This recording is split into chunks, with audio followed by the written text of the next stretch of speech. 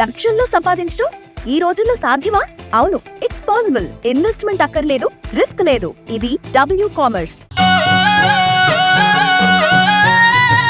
Asia ఖండంలోనే అతిపెద్ద గిరిజనుల మహాజాతర.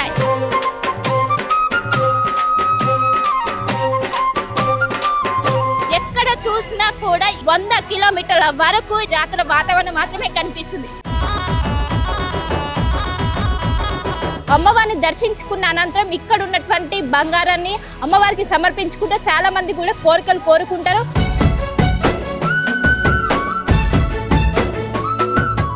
Asia ఖండంలోనే అతిపెద్ద గిరిజనుల మహాజాతర. ఇక్కడ చెట్లే దేవతామూర్తులు, ఆదివాసులే పూజారులు, బెల్లమే ప్రసాదం. అదే మేడారం జాతర. మేడారం జాతరపై ఆర్టీవీ గ్రౌండ్ రిపోర్ట్.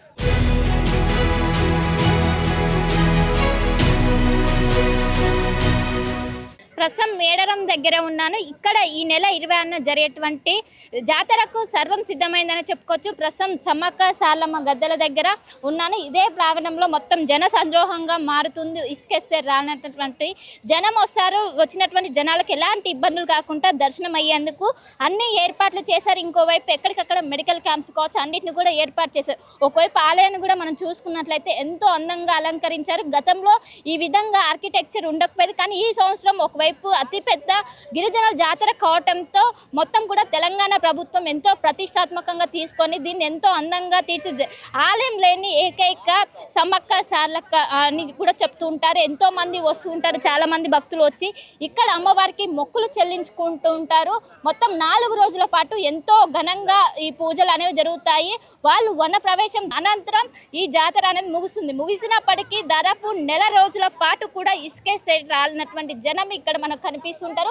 మొత్తం కూడా ప్రాంగణాన్ని మొత్తం కూడా ఎక్కడికక్కడ పోలీస్ బందోబస్తు ఏర్పాటు చేశారు. ఇటు ఉమ్మడి వరంగల్ సంబంధించినటువంటి అధికారులు కావచ్చు, వాళ్ళందరూ కూడా ఎక్కడికక్కడ నిమగ్నమయ్యి జోన్కి జిల్లా స్థాయి సెక్టర్కు మండల స్థాయి అధికారులకు బాధ్యతలు అప్పగించారు. మొత్తం ఆలయ ప్రాంగణం కావచ్చు, గద్దెలు, జంపన్న వాగు, ఆర్టీసీ బస్టాండ్, వీటినన్నింటినీ కూడా ఎక్కడికక్కడ కంట్రోల్ రూమ్స్ ఏర్పాటు చేశారు. కంట్రోల్ రూమ్ ఏర్పాటు చేసి దర్శనం అనేది కావచ్చు, ఎలాంటి వాటికి ఎవరు వచ్చినా కూడా మొత్తం ఎలాంటి ఇబ్బందులు కాకుండా మొత్తం భారీ బందోబస్తు ఏర్పాటు చేశారని చెప్పుకోవచ్చు. పార్కింగ్ కోసం ప్రత్యేకమైనటువంటి ఏర్పాటు చేశారు. ఇటు ఎక్కడికక్కడ వైద్య శిబిరాలు ఏర్పాటు చేశారు. వైద్య శిబిరాలు ఏర్పాటు చేసి దర్శనం అనేది ఈజీగా ఎందుకు కూడా ప్రతి చోట కూడా ఏర్పాట్లు చేశారు. ఎక్కడ చూసినా మేడారం చుట్టూ కూడా అధికారులు ఎక్కడికక్కడ మఫ్టీలో సైతం పోలీసులు ఉండి దర్శనం అనేది ఈజీగా ఎలాంటి ఆకతాయిలకు చోటు లేకుండా ఇక్కడ ఏర్పాట్లు చేశారు. మొత్తం మీద ఈ నెల 26న జరిగేటువంటి మహా జాతరకు తెలంగాణ మినీ కుంభమేళకు మొత్తం సర్వం సిద్ధమైందనే చెప్పుకోవచ్చు.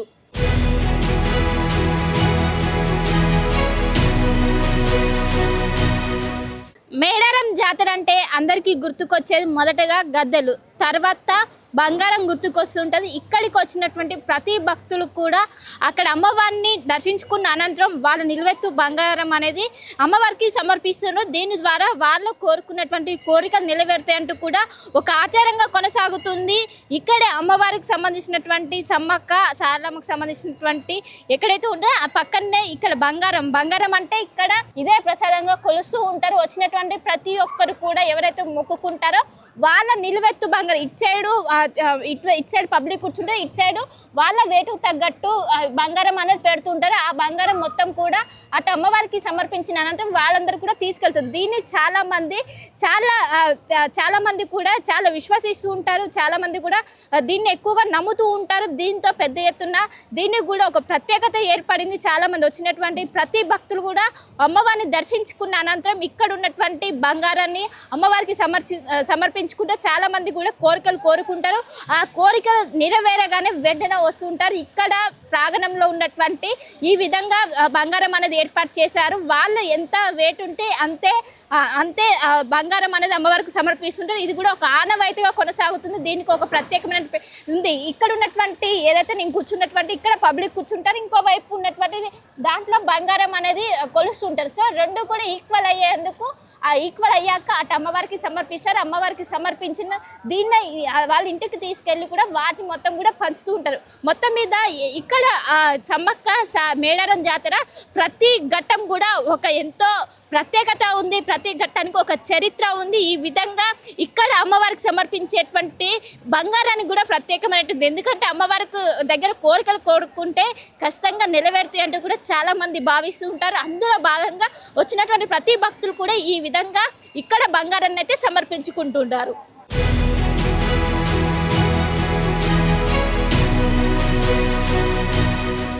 గిరిజనుల జాతర అయినటువంటి మేడారం సమ్మక్క సారక్క జాతరకు వేలైంది. ప్రస్తుతం ఈ నెల 26 నుంచి మొదలుకొని ఫిబ్రవరి 1 వరకు కూడా ఎంతో ఘనంగా ఈ జాతర అనేది జరగనున్నది.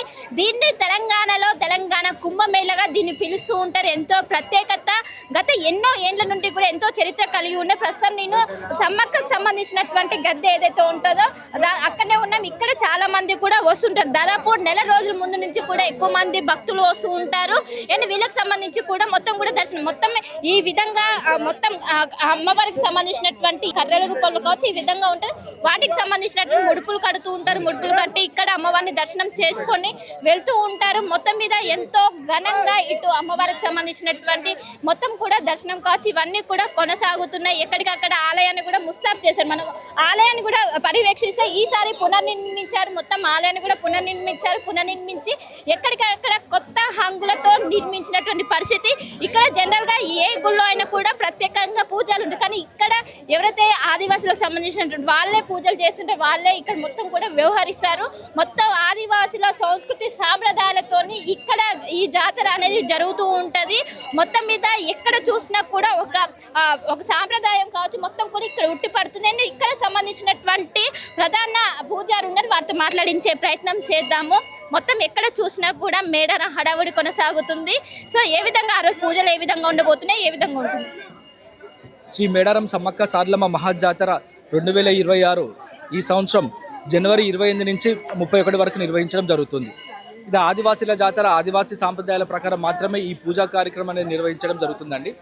బుధవారం రోజున ఇటు కన్నపల్లి నుంచి సార్లమ్మను, కొండాయి నుంచి గోవిందరాజును, పునుగొండ నుంచి పగిడిద్దరాజును తీసుకొచ్చి గద్దెలలో ప్రతిష్ఠించడం.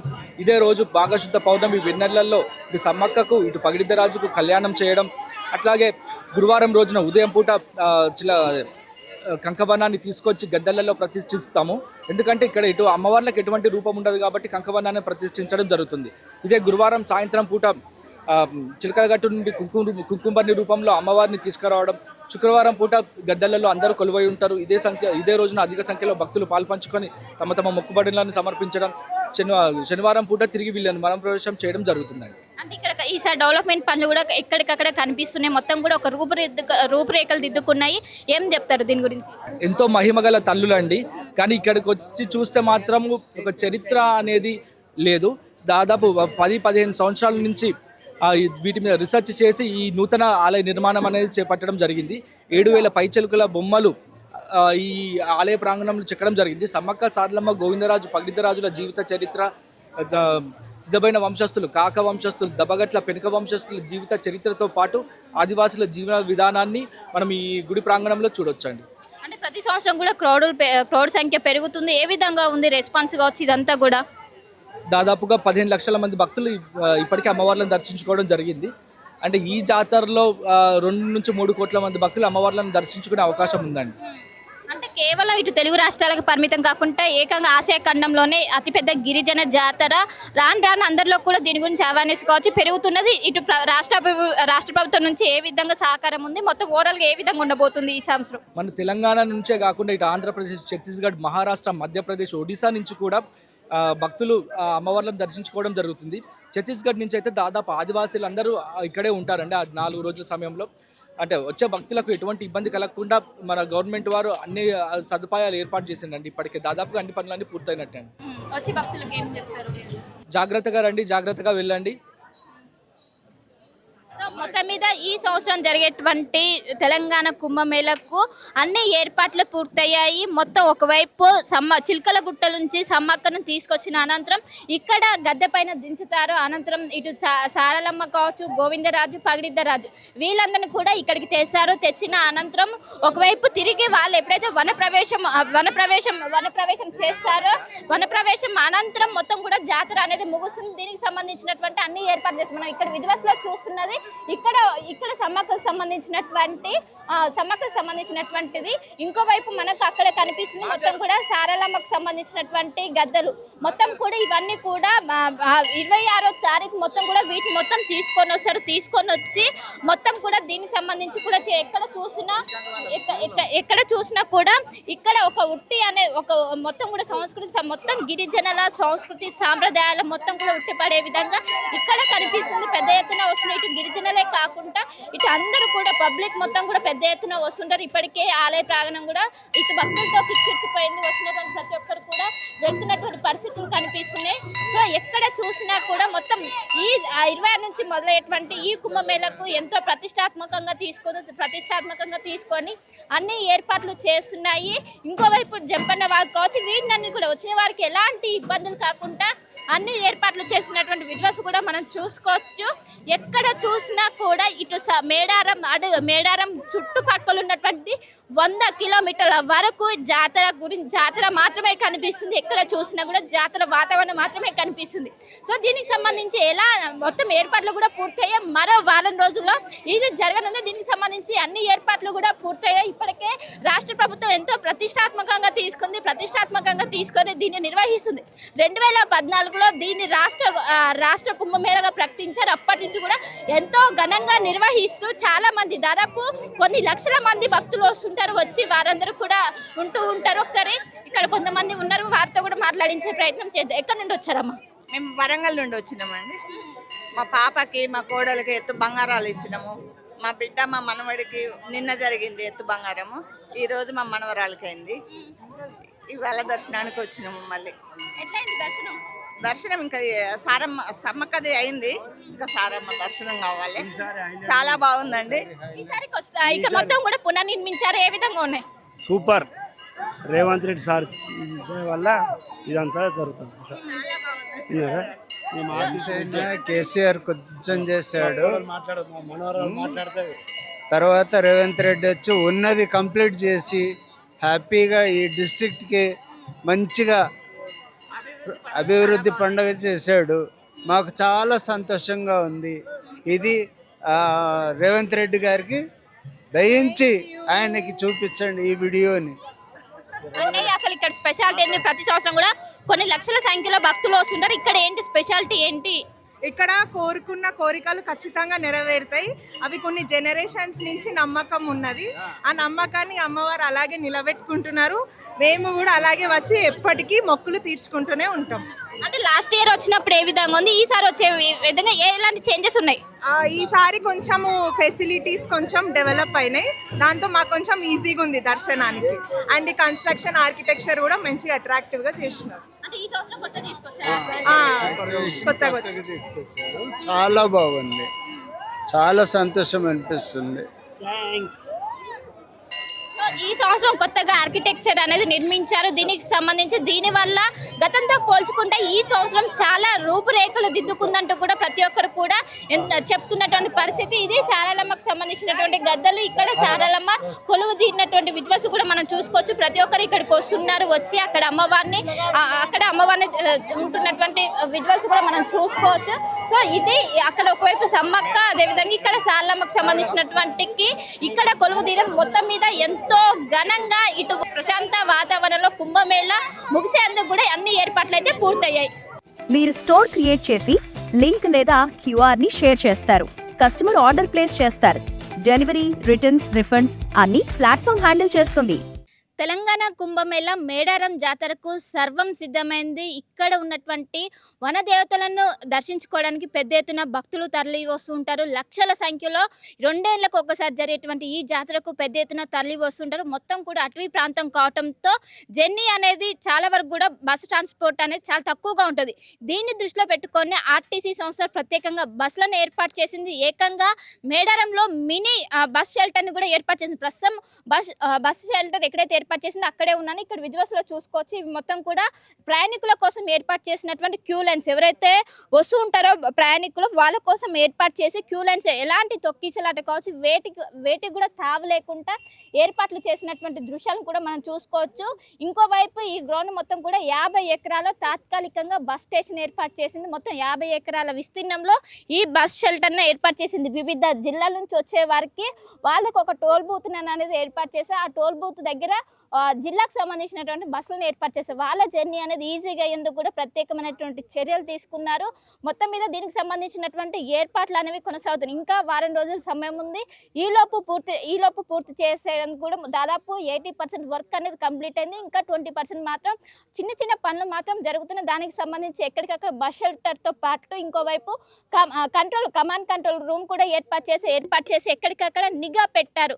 వచ్చేటువంటి ప్రయాణికులు ఎవరైతే వస్తుంటారో వాళ్లకు సేఫ్ జర్నీ చేసేందుకు ఆర్టీసీ ప్రత్యేకమైనటువంటి చర్యలు తీసుకుంది. అందులో భాగంగా ఇక్కడ తాత్కాలికమైనటువంటి బస్ స్టేషన్ ఏర్పాటు చేసింది. బస్ స్టేషన్కి సంబంధించి మొత్తం వివిధ జిల్లాల నుంచి వచ్చేటువంటి ప్రతి ఒక్కరు కూడా టోల్ బూత్ని ఏర్పాటు చేసింది. ఆ టోల్ బూత్లకు సంబంధించి వచ్చే వారికి ఎలాంటి ఇబ్బందులు కాకుండా ఆ బస్సుకు సంబంధించినటువంటి ప్రతి జిల్లాకు సంబంధించినటువంటి ఒక నెంబర్ ఇస్తారు. ఆ నెంబర్ దగ్గర బస్సులు అనేవి అవైలబుల్గా ఉంటాయి. మేడారం జాతర కోసం ఆర్టీసీ ఏర్పాట్లు ఏ విధంగా ఉన్నాయి అండ్ ఏర్పాట్లు ఎక్కడి వరకు వచ్చాయి, దీని గురించి మనతో మాట్లాడడానికి వరంగల్ ఆర్ఎం విజయభాన్ గారు ఉన్నారు. వారితో మాట్లాడించే ప్రయత్నం చేద్దాం.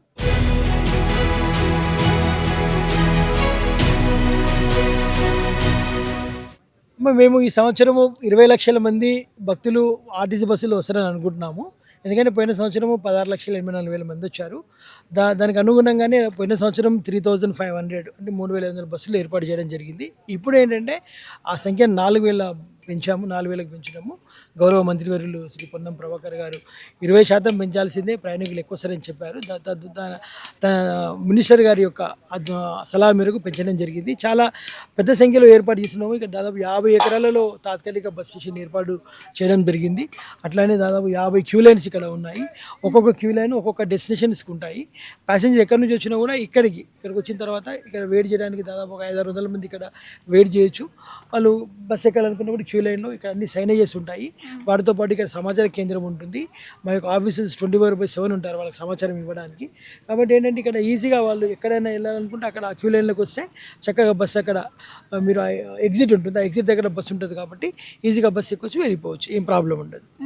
కానీ మెయిన్ జాతర మాత్రం 4 రోజులు మాత్రమే నడుస్తుంది. అప్పటి వరకు బస్సులు నడుపుతారా? నెల రోజుల వరకు కూడా ఎక్కువ మంది పబ్లిక్ వస్తుంటారు. ఆ 4 రోజులు రానేలో వాళ్ళ కోసం కూడా ఏమైనా ఉన్నాయి? 4 రోజుల వరకే మీరు అన్నట్లు ట్రాఫిక్ ఇక్కడికి రావడం అనేది 2 నెలల నుంచి వస్తూనే ఉండదమ్మా. రోజుకి ఒక 10 బస్సులు వచ్చేవి, ఇప్పుడు దాదాపు 100 బస్సులు వస్తున్నాయి. వాళ్ళకు కూడా ఏర్పాట్లు చేశాము.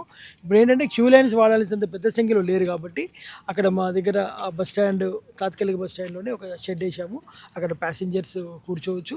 ఇవన్నీ కూడా మనకు బస్సులన్నీ కూడా మనకు హన్మకొండ నుంచి వస్తున్నాయి, కొన్ని కరీంనగర్ నుంచి వస్తున్నాయి, కొన్ని మంచిర్యాల నుంచి కూడా వస్తున్నాయి. హాలిడేస్లో అయితే ఖమ్మం నుండి అటు నుంచి కూడా వస్తున్నాయి. వాళ్ళకు కూడా కావాల్సిన విధంగా మేము బస్సులు ఏర్పాటు చేస్తున్నాం. ఈ బస్సులో కూడా మా లక్ష్యం వర్తిస్తుంది. ఈ బస్సులు ఏంటంటే స్పెషల్ ఫేర్ ఏం లేదు. స్పెషల్ ఫేర్ అనేది 25 నుంచే మనకు స్టార్ట్ అవుతుంది అనమాట. ఈ స్పెషల్ బస్సులో ఏమైనా ఛార్జీలు పెంచే అవకాశం ఉందా? ఛార్జీలు పెంచడం కాదండి, ఛార్జీలు ఏంటంటే టోల్ గేట్స్ ఉన్నాయి కాబట్టి ఛార్జీలు తీసుకోవడం జరుగుతూ ఉంది. ఇంకోటి ఏంటంటే స్పెషల్ డేస్లో ఒకే డైరెక్షన్లో ఫ్లో ఉంటుంది. ఇప్పుడు మనం చూస్తున్నారు, మీరు బస్సులో ఇప్పుడు వచ్చేటప్పుడు ఉంటారు, వెళ్ళేటప్పుడు ఉంటారు. అప్పుడు ఏమవుతుందంటే ఒకే డైరెక్షన్లో వచ్చేవాళ్ళు వస్తుంటారు, వెళ్ళే వాళ్ళు ఉండరు. మళ్ళీ వెళ్ళే వాళ్ళు ఏంటంటే గురువారం నుంచి స్టార్ట్ అవుతారు. సో ఆ క్రమంలో ఏంటంటే కొద్దిగా ఫేర్ పెంచి తీసుకుంటున్నాము. అది కూడా పోయిన సంవత్సరము ఎంత ఉంది, ఇప్పుడు కూడా అంతే ఉంది, పెద్దగా ఏం పెరగలేదండి. అంటే ఇప్పుడు ఏ జిల్లాలకు కనెక్టివిటీ ఉంది ఇప్పుడు మీరు ఏర్పాటు చేసినటువంటి ఈ బూత్ స్టేషన్స్? ఇవన్నీ కూడా చూడమ్మా, మనకు వరంగల్ ఉమ్మడి జిల్లా అంటే వరంగల్, హన్మకొండ, అదేవిధంగా నర్సంపేట, తొర్రూరు, పరకాల, భూపాలపల్లి, మహబూబాద్, ఇట్లా అన్ని ప్రాంతాలు, జనగాం, అన్ని ప్రాంతాలకు కూడా ఉన్నాయి. దీంతోపాటు కరీంనగర్, ఉమ్మడి కరీంనగర్ జిల్లాలో ముఖ్యంగా కరీంనగర్, గోదావరికని, మంతని, పెద్దపల్లి, ఇవన్నీ ఏరియాల నుంచి కూడా ఇవన్నిటికి కూడా మనకు కనెక్షన్ ఉంటుంది. ఇవి కాకుండా ఆదిలాబాద్లో ఆసిఫాబాద్ ఉంది, బెల్లంపల్లి ఉంది, మందమర్రి, మంచిర్యాల, ఈ ప్రాంతాలకు కూడా మనకు కనెక్టివిటీ ఉంది. అక్కడ నుంచి మన జనాలు రావచ్చు, ఇక్కడ నుండి కూడా అక్కడికి డైరెక్ట్గా వెళ్ళే అవకాశం ఉంది. ఇవి కాకుండా ములుగు జిల్లా పరిధిలో 7 పాయింట్స్ మేము ఐడెంటిఫై చేయడం జరిగింది. ఆ 7 పాయింట్ల నుంచి కూడా బస్సులు ఆపరేట్ చేయడం జరుగుతూ ఉంది అనమాట. అంటే రిజర్వేషన్ ఏమైనా చేశారా లేకుంటే ఎలా? లేదమ్మా, రిజర్వేషన్కి అవకాశం లేదు. ఎందుకంటే ఇంత పెద్ద 20 లక్షల మంది ప్యాసింజర్స్ వచ్చినప్పుడు రిజర్వేషన్ చేసి వాళ్ళకి కావాల్సిన బస్సును కావాలంటే పెట్టే అవకాశం ఉండదు. కాబట్టి ప్యాసింజర్స్ కొరకు మా బస్సు వెయిట్ చేస్తుంటుంది. ప్యాసింజర్స్ వెయిట్ చేయడం కాదు, బస్సు ఉంటుంది, ఈజ్ వెయిటింగ్ ఫర్ ప్యాసింజర్స్ అనమాట. కాబట్టి రిజర్వేషన్కి అవకాశం లేదు.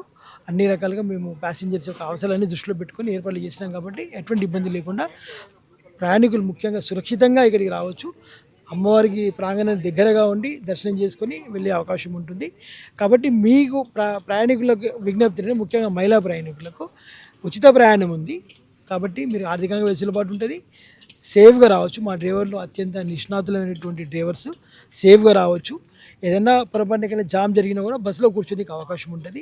మీరు కార్లలో రావడం వల్ల చాలా ఇబ్బంది అవుతుంది. ఏదైనా ప్రాబ్లం వస్తే ఫస్ట్ ఆఫ్ ఆల్ డ్రైవింగ్ అనేది చాలా కష్టం, జాతరలో డ్రైవింగ్ అంటే చాలా కష్టం. అంతేకాకుండా జామ్ అయినప్పుడు ఆ కార్లో కూర్చొని కార్లో ఉండడం అనేది చాలా కష్టంగా ఉంటుంది. కాబట్టి మీరు వీలైనంత వరకు జాతరకు వచ్చే వాళ్ళందరూ కూడా ఆర్టీసీ బస్సులో రావాలని కోరుకుంటా ఉన్నాం. సో మొత్తం మీద ఇటు మేడారం జాతరకు సర్వం సిద్ధమైంది. దీనికోసం ప్రత్యేకమైనటువంటి బస్సులను ఏర్పాటు చేశాము. అండ్ దీనికి సంబంధించినటువంటి 50 ఎకరాల ఏదైతే సమ్మక్క సాలమ్మకు సంబంధించిన ప్రాంగణంలోనే ఇటు 50 ఎకరాల విస్తీర్ణం తాత్కాలిక బస్ స్టేషన్ ఏర్పాటు చేశారు. అందరూ కూడా దీన్ని వినియోగించుకోవాలి. ఇక్కడ 24/7 ఇటు బస్సులు అనేవి అందుబాటులో ఉంటాయి. అందరూ కూడా చూసుకోవాలి. వచ్చినటువంటి ప్రయాణికులకు ఎలాంటి ఇబ్బందులు కాకుండా మేము ప్రత్యేకమైనటువంటి చర్యలు తీసుకుంటాం. ఎక్కడైనా బస్సు కావచ్చు, ట్రబుల్ ఇచ్చినా కూడా వెంటనే సార్ట్అవుట్ చేసేందుకు కూడా ఏర్పాట్లు చేసాం. మొత్తం మీద ఈ నెల 25 నుండి మొదలయ్యేటువంటి కుంభమేళకు సర్వం సిద్ధమైంది. ఇటు ఆర్టీసీ పరంగా అన్ని ఏర్పాట్లు పూర్తి చేశామంటూ కూడా ఇటు వరంగల్ ఆర్ఎం చెప్తున్నారు.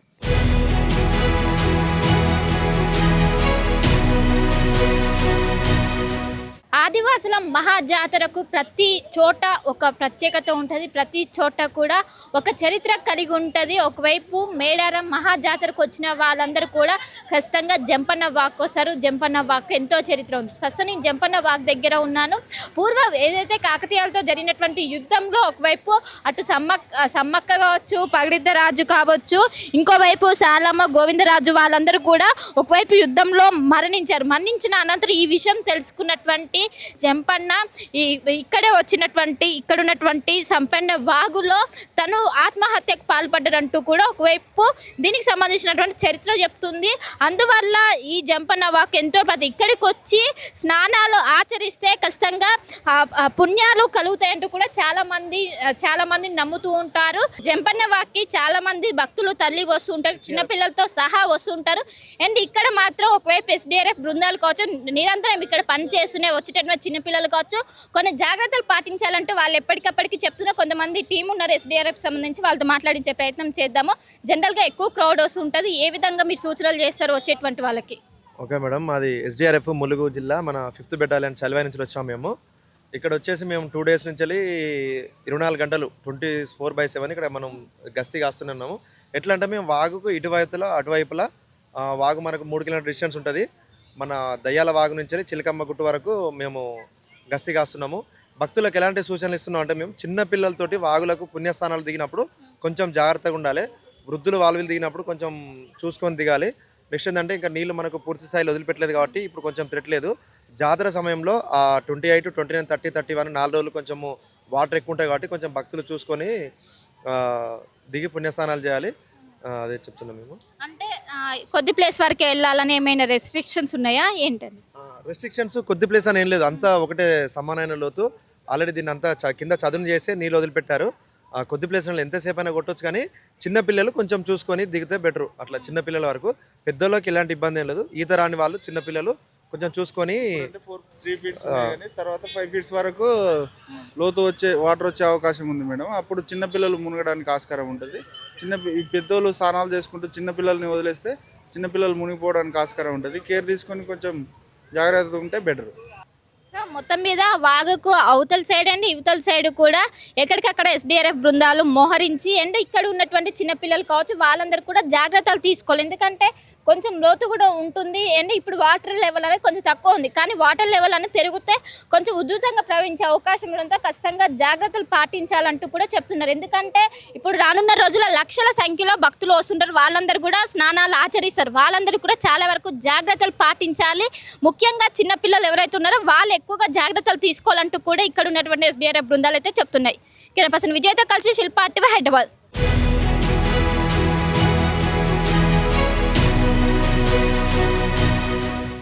హోమ్ మేకర్ అయినా కంటెంట్ క్రియేటర్ అయినా కిరాణా షాప్ ఓనర్ అయినా అందరికీ సమాన అవకాశం.